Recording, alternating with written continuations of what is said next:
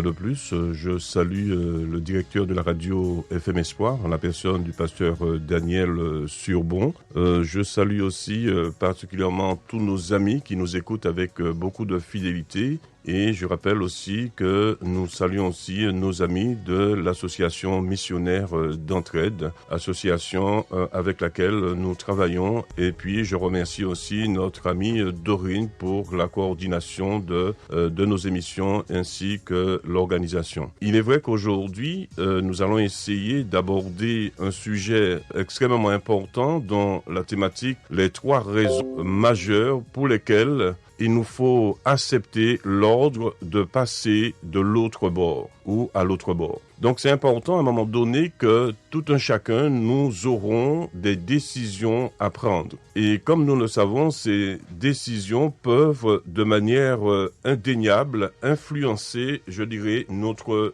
devenir, notre avenir. D'où l'importance de considérer ce qui va être avancé aujourd'hui parce que je suis convaincu plus que jamais, Dieu a un plan, Dieu a un projet de vie pour chacun de nous. Il est important à un moment donné de discerner dans quel temps que nous sommes et dans quel temps nous sommes avec Dieu et qu'est-ce que Dieu attend de nous. Il est vrai que souvent, nous disons être disciples de Jésus, mais il y a longtemps que nous sommes sortis, je dirais, de la barque pour nous occuper de nos propres affaires. Et aujourd'hui, le message souhaiterait tout simplement nous aider à reconsidérer, je dirais, nos voies, afin que nous puissions entrer pleinement dans le plan parfait de Dieu pour nos vies. Nous savons que la vie est très courte, d'autant plus qu'actuellement nous traversons des moments extrêmement difficiles sur le plan, je dirais, international, d'où la raison de reconsidérer, je dirais, nos voies afin d'être pleinement là où Dieu veut que je sois. Donc, on peut d'ores et déjà se poser la question, est-ce que je suis là où Dieu veut que je sois? Autre question, est-ce que je fais ce que Dieu veut que je fasse? Aussi, est-ce que j'ai reçu un ordre de mission pour ce que je fais? Puisque je dis être disciple de Jésus, donc ça veut dire que j'ai un ordonnateur, j'ai quelqu'un qui me donne des ordres et je dois me plier à ces ordres. Donc c'est très important de savoir et de se poser une autre question, qui je sers réellement? Est-ce que je sers les hommes? Est-ce que je me sers moi-même? Ou est-ce que je sers Dieu? Ce sont des questions importantes qui ne sont pas là pour nous culpabiliser, mais pour nous donner à reconsidérer nos voies afin que nous puissions revenir, je dirais, aux choses essentielles. Donc, gardez ce thème, les 3 raisons majeures pour lesquelles il nous faut accepter l'ordre de passer de l'autre bord. Et le texte qui va nous aider à considérer cette assertion, cette affirmation, se trouve dans le livre de Marc, au chapitre 6, au verset 45, que je vais demander à notre amie Dorine de bien vouloir lire pour nous si possible. Donc Marc, le chapitre 6, le verset 45. Aussitôt après, Jésus obligea ses disciples à monter dans la barque et à passer avant lui de l'autre côté vers Bethsaïda pendant que lui-même renverrait la foule. Absolument, merci. Donc, j'aime bien ce mot « aussitôt ». Il aurait fallu que nous puissions contextualiser justement ce verset. Lorsque nous regardons le contexte, nous voyons que cela va se faire lorsque Jésus a opéré un miracle, la multiplication des pains pour les 5000 hommes. Et là, nous voyons surtout dans ce texte comment Jésus va marcher sur l'eau, mais surtout nous allons voir comment Jésus va passer à une autre étape, mais aussi pas seul. D'où plusieurs questions. Retenez ce mot « aussitôt ». Donc, n'oubliez pas, j'ai dit les 3 raisons majeures. Donc, tout d'abord, il faut qu'on se pose la question « avec qui ?» Avec qui Jésus est passé de l'autre bord? Avec qui? Cette question est essentielle si nous voulons véritablement comprendre les choses. Et j'ai dit 3 raisons, parce que dans la vie, souvent, nous pouvons confondre les faits et les causes. Et nous savons, si nous nous trompons, cela peut avoir des incidences, des conséquences parfois irréversibles. Et quelqu'un disait, et notamment Aristote parlait de 4 causes. Il y a toujours ce qu'on appelle la cause matérielle. Dans toute chose, il y a une cause matérielle, donc la matière qui constitue la chose en soi. Il y a la cause formelle, qui est l'essence même de la chose, la nature. Il y a aussi la cause motrice, qui est le principe de changement, parce que c'est très important de considérer que là où ce qui va se passer, c'est que Jésus va vouloir emmener ses disciples dans une autre dimension, et nous savons que l'homme que nous sommes, nous n'aimons pas le changement. Nous aimons la sécurité, nous aimons le statu quo, mais nous n'aimons pas le changement. Et avec Jésus, il faut s'attendre toujours à évoluer, à grandir, à progresser et à changer de statut. Et si Dieu veut que tu changes de statut, c'est parce qu'il t'a donné les compétences, les éléments, les outils nécessaires pour que tu puisses passer à un autre niveau. Donc, n'oublions pas, première cause, la cause matérielle, deuxième cause, la cause formelle, troisième cause, la cause motrice, qui est le principe même de changement. Qu'est-ce qui va faire que je vais changer? Et c'est là où je crois que c'est important de considérer que la notion de changement est une notion très importante. Dieu n'aime pas l'eau qui reste stagnée. Nous savons que lorsque l'eau se stagne, cela génère des bactéries, cela génère des épidémies, cela génère des situations, je dirais, dangereuses. Et la quatrième cause qui est importante, et c'est là où nous allons nous poser la question, à quel niveau que Jésus voulait emmener ses disciples, c'est ce que j'appelle la cause finale, c'est-à-dire en vue de quoi? Pourquoi Jésus a voulu passer à l'autre bord avec ses disciples, donc la cause finale, en vue de quoi? La chose en question est faite. Tout d'abord, la Bible nous dit que la moisson est grande.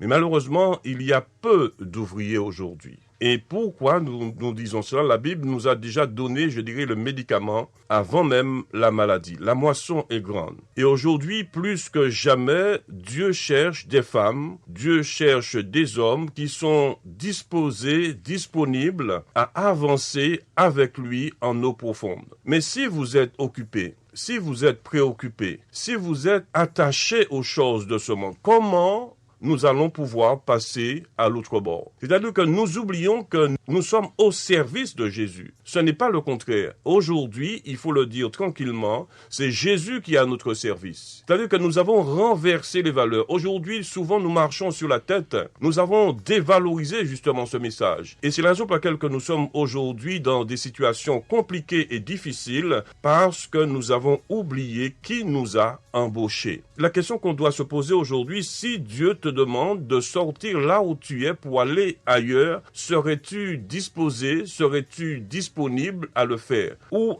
à cause de tes activités, nous sommes devenus tellement activistes que justement les moyens sont devenus en soi une fin. Nous avons oublié que les moyens ne sont pas une fin en soi. C'est la raison pour laquelle j'ai parlé de cause finale. Est-ce que tes activités, que tu fais bien sûr pour le Seigneur, parce qu'il faut justifier ce que nous faisons, c'est toujours pour le Seigneur, mais si le Seigneur te demande d'abandonner ce que tu fais pour passer à l'autre bord, est-ce que je serai disponible? Est-ce que tu seras disponible? Est-ce que je serai disposé? Est-ce que tu seras disposé? Donc, la moisson est grande et c'est une très bonne nouvelle. Aujourd'hui, Dieu a besoin des hommes et des femmes pour pouvoir justement entrer dans cette dimension-là. Parce que lorsqu'on regarde la situation du monde, lorsqu'on voit ce qui se passe aujourd'hui, nous constatons que le monde a besoin d'entrer et a besoin d'une bonne nouvelle. Est-ce que je suis en mesure, je dirais, d'entrer dans cette bonne nouvelle pour pouvoir obéir à notre Seigneur Jésus? Donc, avec qui Dieu va vouloir passer à l'autre bord, Jésus va vouloir passer à l'autre bord, avec ceux qui sont disponibles. Ceux qui ne sont pas encombrés des affaires courantes, cela suppose et cela demande de la flexibilité. Est-ce que je suis flexible? Et malheureusement, souvent, nous ne sommes pas flexibles parce que nous sommes déjà préoccupés par nos activités dont nous sommes devenus souvent les esclaves. Donc aujourd'hui, Dieu cherche un noyau de personnes, des personnes libres qui sont en capacité sans contrainte d'obéir à l'ordre du Maître. Donc ceux qui sont capables de faire fi aussi de la foule, nous allons le voir tout à l'heure. Et le texte que nous avons lu, il est dit, aussitôt après, il obligea ses disciples à faire quoi? À monter dans la barque et à passer avant lui de l'autre côté. Je trouve ça extraordinaire. Et vous allez voir pourquoi. Parce qu'aujourd'hui, nous avons besoin d'être enseignés par le Saint-Esprit. Et c'est le Saint-Esprit qui a inspiré les apôtres, c'est le Saint-Esprit qui a inspiré les écrivains bibliques. Et aujourd'hui, cette inspiration doit nous servir de leçon afin que nous puissions avancer, je dirais, en eau profonde. Aussitôt après quoi? Aussitôt après avoir nourri la foule, 5000 hommes. Imaginez aujourd'hui, nous pasteurs, nous avons une foule de 5000 hommes. Qu'allons-nous faire? Qu'allons-nous faire avec ces personnes? Serons-nous en mesure de dire à la foule de retourner chez elle? Non, nous allons construire des bâtiments, nous allons construire des structures, nous allons organiser et nous allons voler la gloire de Dieu. Et non seulement que nous allons voler la gloire de Dieu, mais nous allons nous rendre esclaves de cette foule. Aujourd'hui, nous pasteurs, nous sommes esclaves de nos congrégations, nous sommes esclaves de nos structures, nous sommes esclaves, je dirais même, de nos membres, parce que nous sommes attachés, nous avons peur d'aller ailleurs, et si Dieu nous demande d'aller ailleurs, nous sommes incapables de le faire. Donc ça veut dire que nous ne sommes plus au service de Jésus, nous sommes à notre propre service. Et ce constat-là, nous devons l'admettre si nous voulons véritablement avancer. Donc, j'aime bien le mot « il obligea ses disciples », parce que les disciples aussi étaient sans nul doute tentés de créer une structure pour garder la foule. Imaginez 5000 personnes à 1 euro aujourd'hui. Imaginez-vous cela. Imaginez-vous la tentation des disciples aussi. Alors ces disciples, donc Jésus leur dit aussitôt après, il obligea ses disciples à monter dans la barque et à passer avant lui de l'autre côté. La question qui est posée aujourd'hui, sommes-nous capables, sommes-nous en mesure de passer, je dirais, avant Jésus de l'autre côté? Et si nous sommes contraints par nos activités, si nous avons des responsabilités à tous les niveaux, comment pouvons-nous affirmer, comment pouvons-nous dire que nous sommes encore disciples de Jésus? Et c'est vrai que nous, hommes, nous préférons le mensonge qui nous réconforte que la vérité qui nous libère. Aujourd'hui, acceptons cette vérité que nos structures sont devenues une fin en soi. Nous sommes devenus esclaves des structures au nom de Jésus soi-disant, mais en réalité, c'est nous qui sommes le patron.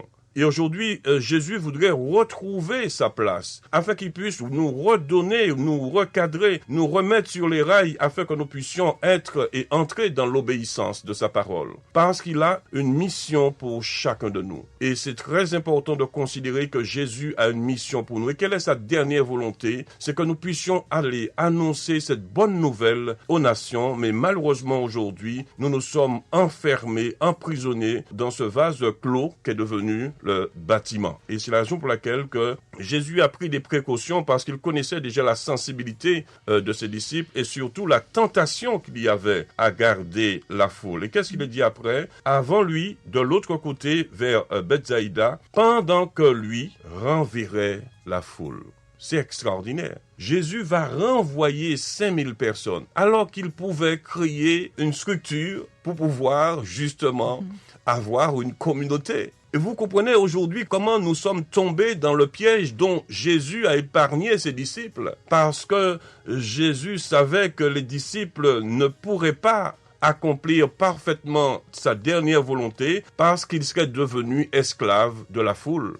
Et aujourd'hui, nous, pasteurs, nous sommes devenus les esclaves de nos structures. Nous pensons que c'est nous qui organisons, nous pensons que c'est nous qui faisons, mais en réalité, nous sommes devenus des esclaves. En réalité, la foule est beaucoup plus libre que nous. Pourquoi? Parce que nous avons renversé les valeurs, nous avons gardé la foule. Pourquoi nous avons gardé la foule? Parce qu'il y avait des intérêts et nous avons oublié la finalité, et c'est la raison pour laquelle aujourd'hui, ce texte voudrait nous exhorter. Et si Jésus te disait, et c'est la question de fond aussi, il faut toujours se poser, que ferait Jésus à ma place? Alors qu'est-ce qu'il a fait Jésus? Il a renvoyé les disciples, il a dit, allez, vous traversez, et moi je m'occupe de renvoyer la foule. Et si aujourd'hui, le maître de la moisson te disait, il faut fermer ta structure, parce que j'ai besoin de toi pour aller ailleurs. Et c'est là où tu verrais vraiment que tu es devenu esclave de l'esclavage. Et c'est là l'illusion née de vue superficielle. Aujourd'hui, beaucoup d'entre nous,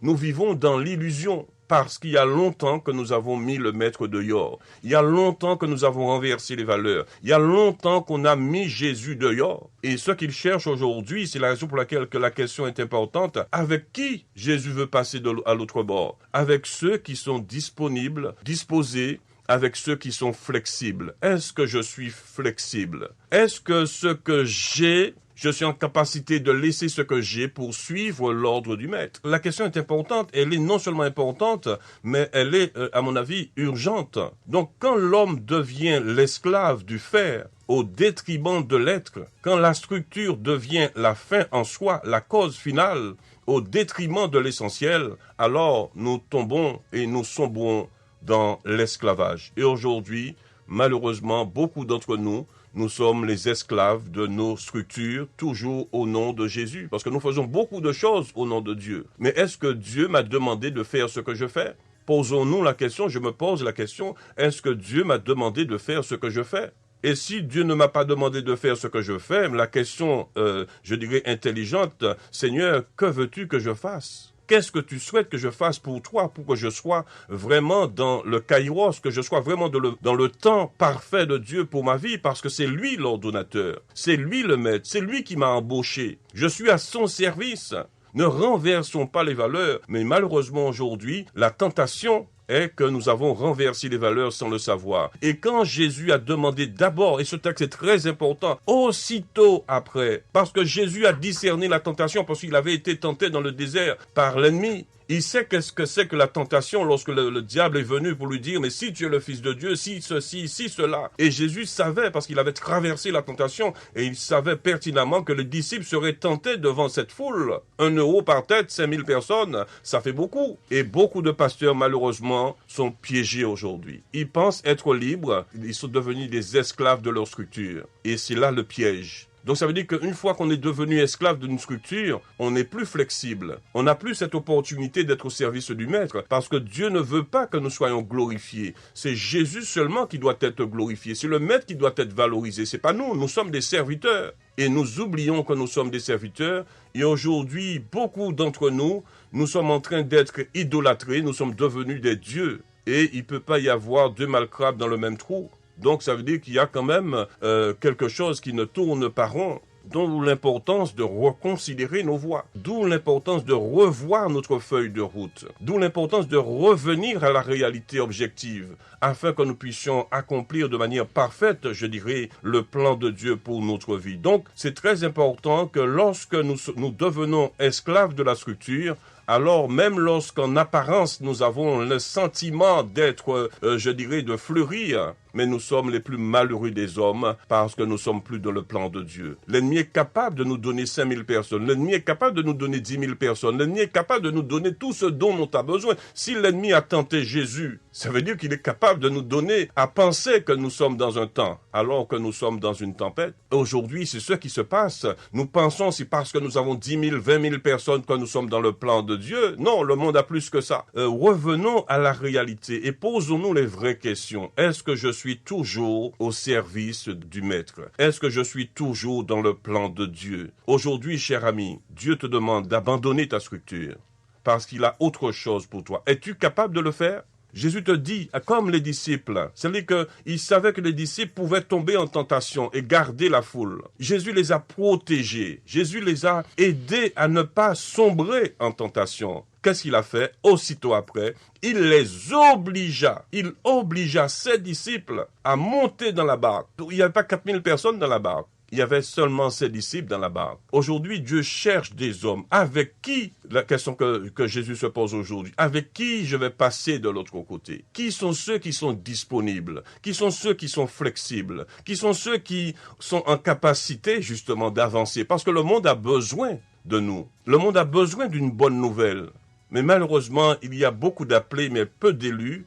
La moisson est grande, mais malheureusement, il y a peu d'ouvriers. Donc, ce qui est intéressant, c'est de passer avant lui, de l'autre côté, et pendant que lui-même renverrait la foule. Et c'est là où je trouve que c'est extraordinaire. Jésus a renvoyé la foule. C'est-à-dire que Jésus n'est pas venu pour rendre esclave l'homme, mais pour véritablement que l'homme soit libéré. Vous connaîtrez la vérité, et la vérité vous affranchira. Jésus n'a pas rendu esclave la foule. Il aurait pu les enfermer, il aurait pu les garder, mais cette foule serait devenue esclave, mais les disciples aussi seraient devenus esclaves. Donc c'est très important de savoir que la question de la liberté, Jésus n'est pas venu pour nous enfermer dans un vase clos, ni dans un enclos. mais il est venu véritablement pour libérer l'homme. Et lorsque nous allons comprendre cela, nous allons libérer la foule que nous gardons sous tutelle, et nous-mêmes, nous serons aussi libres, parce que Dieu veut que nous puissions passer de l'autre côté. Donc, avec qui? Avec ceux qui sont disponibles. Ensuite, on peut se poser la question, comment? Donc, ça veut dire qu'aujourd'hui, Dieu nous donne, je dirais, les moyens nécessaires pour pouvoir passer de l'autre côté. C'est-à-dire que souvent, il faut se rappeler que lorsque Dieu nous appelle, il nous donne la commission, il nous donne la provision, il nous donne tout ce dont nous avons besoin pour traverser, pour passer à un autre niveau. Et c'est la raison pour laquelle que lorsque nous sommes appelés, et si nous sentons que nous n'avons pas les moyens pour faire ce dont nous pensons que Dieu veut que nous fassions, arrêtons. Et c'est la raison pour laquelle que beaucoup aujourd'hui ont sombré dans l'excès, sont obligés de demander, sont obligés de quémander. Pourquoi? Parce que, à mon avis, ces personnes ne sont pas dans le plan de Dieu. Si je suis dans le plan de Dieu, si Dieu m'a envoyé, il est dans, entre guillemets, dans la nécessité de me donner les moyens. Donc, est-ce que tu as les moyens de faire ce que tu penses que Dieu t'a demandé de faire? Est-ce que tu es obligé de demander? Est-ce que tu es obligé de tordre les Écritures pour pouvoir, avoir ce dont tu as besoin pour accomplir le plan de Dieu? Alors, je te dis ce matin, si tu n'as pas les moyens de faire ce que tu penses que Dieu t'a appelé à faire, ferme la boutique et mets-toi au pied du Seigneur et demande-lui d'abord les moyens. C'est-à-dire, c'est comme si vous voulez construire un pont, il n'y a pas de rivière, vous construisez un pont et vous dites que la rivière viendra après. Donc, je pense qu'il faut jamais mettre les charrues avant les bœufs. C'est très important et souvent, nous mettons d'abord les charrues, nous mettons d'abord la structure et puis nous allons évangéliser pour remplir la structure. Et une fois que la structure est remplie, nous n'évangélisons plus. À un moment donné, mes amis, nous devons regarder la réalité en face. Aujourd'hui, le monde a faim et soif d'une bonne nouvelle. Aujourd'hui, nous sommes devenus l'esclave de nos structures. Aujourd'hui, Dieu veut réellement libérer son peuple. Mais nous savons que ce message sera difficile imaginez-vous que vous avez 5000 personnes et que Dieu vous demande de quitter la structure et de faire autre chose. Ce que l'ennemi va vous dire, mais qu'est-ce que les autres vont dire de toi? Ils vont dire que tu as chuté. Ils vont dire, en plus, tu avais des ennemis qui te disaient que tôt ou tard tu vas chuter. Alors, ça veut dire que tu es pris au piège. Et beaucoup d'hommes de Dieu, beaucoup d'entre nous, nous sommes piégés parce que nous avons succombé à la tentation de la gloire. Mais la bonne nouvelle, c'est que Dieu, dans sa grâce, la bonne nouvelle, c'est que Dieu, dans sa miséricorde, te dit que c'est pas perdu. Dieu a besoin de toi. Dieu a besoin de toi. Toi qui m'écoutes, Dieu a besoin de toi. Il te demande qu'est-ce qui a la première place dans ta vie. Est-ce que c'est ta structure? Est-ce que c'est ce que tu fais? Ou est-ce que ce que je veux que tu fasses?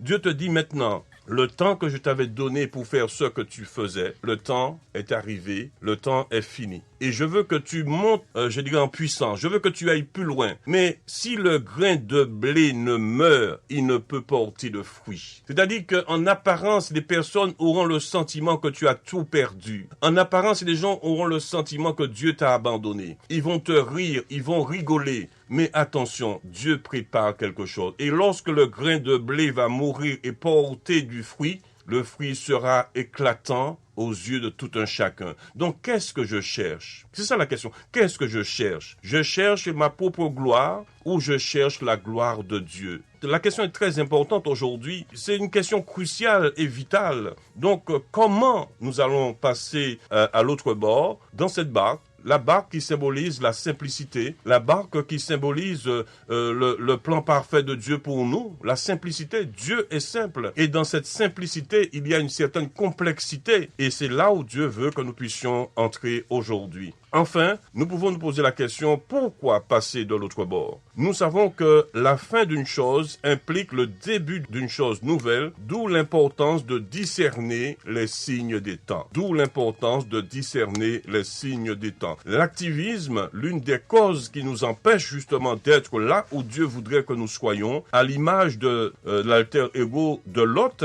qui n'a pas voulu quitter Sodome et Gomorrhe, et nous avons vu le résultat de l'alter égaux de l'autre. Donc, là où est ton cœur, là aussi sera ton trésor. Donc, question, où se trouve ton cœur aujourd'hui? Est-ce dans tes activités? Et c'est la raison pour laquelle aujourd'hui, mes amis, il est temps pour nous, de manière, je dirais, intelligente, de manière sage, de savoir est-ce que nous n'avons pas perdu la feuille de route qui nous avait été donnée au départ? Est-ce que nous ne nous sommes pas égarés loin justement de la mission à laquelle Dieu nous avait confiée? Mais cela arrive parce que si Jésus n'était pas là, les disciples allaient se fourvoyer avec cette foule. Les disciples seraient devenus esclaves de cette foule. Cela peut arriver 2000 ans après. Vous comprenez que la tentation est toujours là. Que nous qui sommes disciples du Christ, Jésus, nous devrions en toute première instance, être des personnes disposées et disponibles pour être toujours dans une position alerte afin que nous puissions entendre la voix du Maître, afin que nous puissions entendre l'appel du Maître, afin que nous puissions reconsidérer nos voix, afin que nous puissions prendre conscience aujourd'hui plus que jamais. Dieu veut que nous puissions passer à un autre niveau. Dieu veut que nous puissions aller beaucoup plus loin. Mais la question demeure, cette question lancinante et pertinente.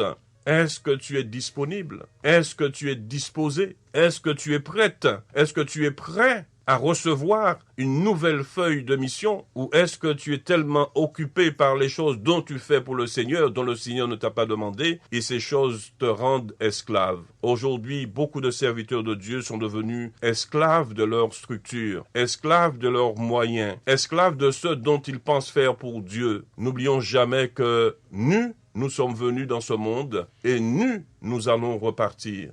Et la chose la plus essentielle, c'est pas ce que j'aurais fait, mais est-ce que j'aurais été à la hauteur de ce que Dieu voudrait que je sois? Si la question est importante aujourd'hui, est-ce que je suis là où Dieu veut que je sois? Si la question est importante aujourd'hui, au gré qu'on puisse me rire, au gré qu'on puisse me rejeter, mais je dois toujours me rappeler que je suis embauché par Jésus et que je dois être à son service, non au service des hommes, non à mon propre service, mais au service de Dieu. D'où cette question, je pense que le temps qui m'était imparti arrive à son terme. Pour répondre à ces questions, les 3 raisons majeures pour lesquelles il nous faut accepter l'ordre justement de passer de l'autre bord est tout simplement l'obéissance, la disposition, être disposé, être flexible, ne pas, je dirais, prendre la place de Dieu. Et je crois que si nous arrivons à considérer ces éléments, je suis plus que convaincu que Dieu va nous utiliser afin que nous puissions entrer pleinement,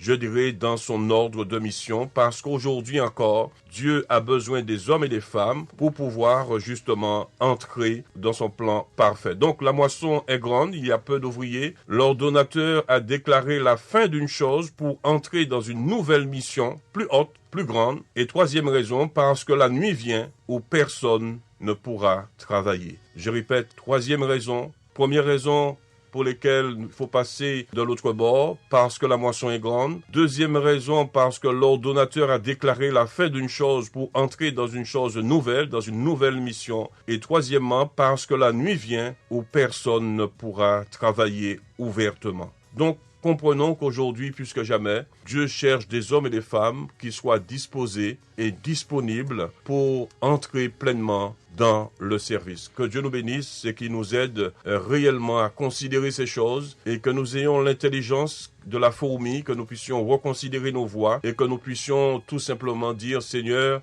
me voici, je veux vraiment te servir parce que je sais ce que tu as fait pour moi dans ma vie. Et je suis reconnaissant et je veux être ton disciple. Et la question de fin, suis-je toujours le disciple de Jésus ou suis-je le disciple d'une tierce personne?